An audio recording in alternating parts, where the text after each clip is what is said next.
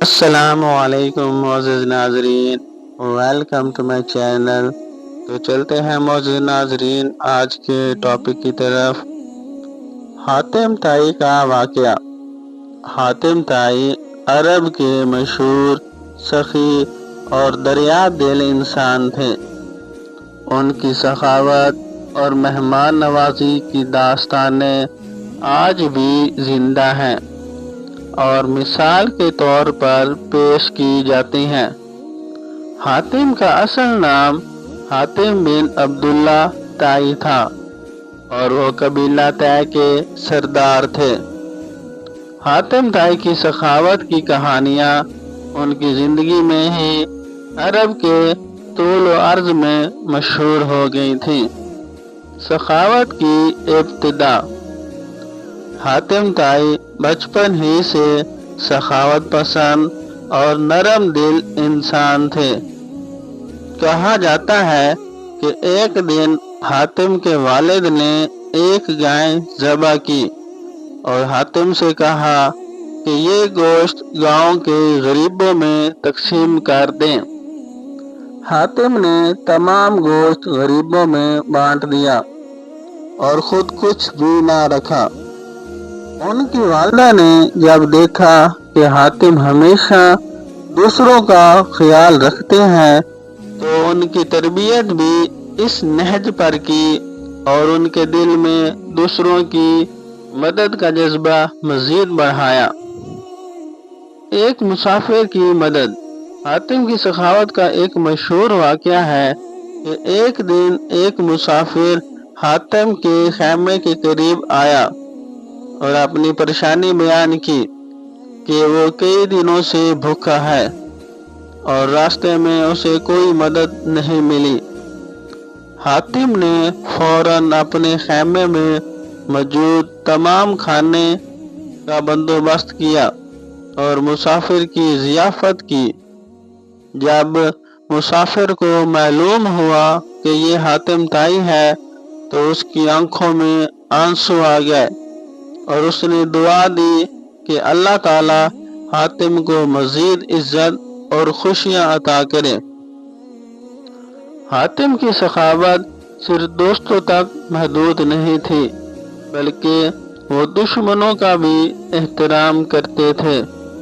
ایک دن ایک دشمن قبیلے کا فرد حاتم کے علاقے میں آیا اور حاتم کے خیمے کے قریب قیام کیا۔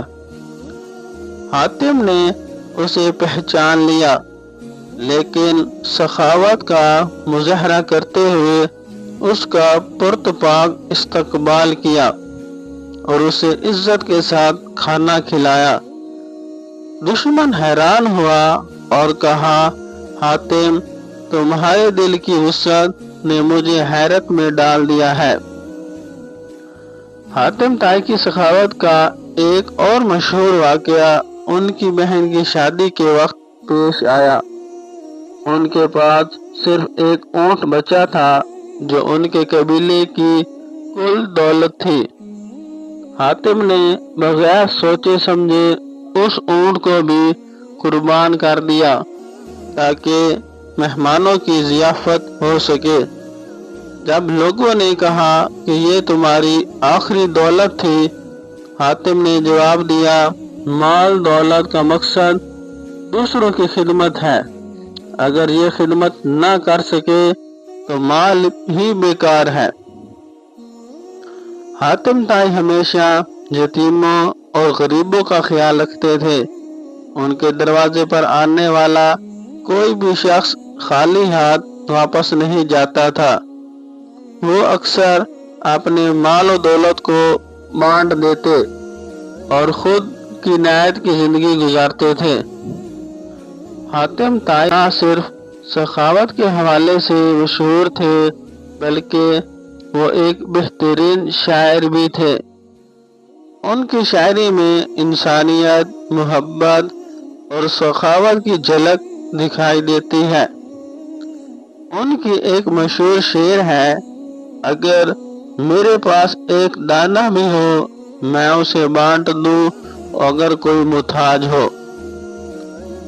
حاتم طائی کی زندگی سخاوت، مہمان نوازی اور انسانیت کی خدمت میں گزری۔ ان کی موت کے بعد ان کی سخاوت کے چرچے جاری رہے۔ ان کی قبر پر لوگ دعائیں کرنے جاتے اور ان کی زندگی سے سبق حاصل کرتے تھے۔ اگرچہ حاتم طائی اسلام سے پہلے کے دور میں تھے، لیکن ان کی سخاوت اور انسانیت کی خدمت کو اسلام میں بھی قدر کی نگاہ سے دیکھا جاتا ہے۔ نبی اکرم صلی اللہ علیہ وسلم نے فرمایا کہ سخاوت اللہ تعالیٰ کو پسند ہے، اور حاتم طائی کی سخاوت کا ذکر کئی مواقع پر کیا گیا۔ حاتم طائی کی زندگی ہمیں یہ سبق دیتی ہے کہ حقیقی عظمت دولت جمع کرنے میں نہیں، بلکہ اسے دوسروں کی فلاح بہبود کے لیے خرچ کرنے میں ہے۔ ان کی سخاوت آج بھی دنیا کے لیے ایک روشن مثال ہے۔ ہم سب کو ان کے نقش قدم پر چلنا چاہیے اور اپنی زندگی میں دوسروں کی مدد کو اولین ترجیح دینی چاہیے۔ حاتم طائی کا یہ واقعہ ہمیشہ یاد رکھا جائے گا کہ انسان کی اصل خوبصورتی اس کے کردار اور عمل میں ہے، نہ کہ اس کی دولت یا رتبے میں۔ اللہ تعالی ہم سب کو نیک کام کرنے کی توفیق عطا فرمائے اور اپنے پیارے نبی حضرت محمد صلی اللہ علیہ وسلم کے سنت طریقوں پر زندگی گزارنے کی توفیق عطا فرمائے، آمین۔